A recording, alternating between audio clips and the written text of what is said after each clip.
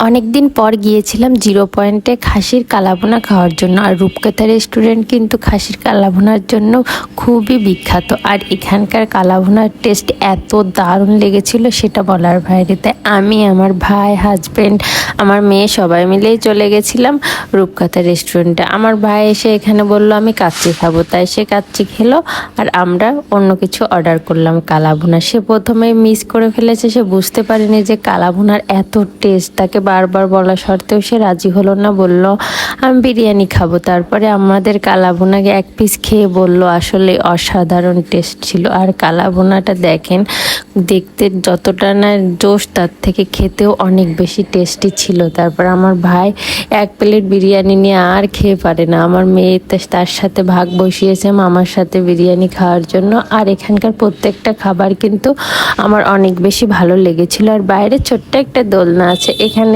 বাচ্চারা একটু খেলা করতে পারবে, একটু বসে সময় কাটানো যাবে।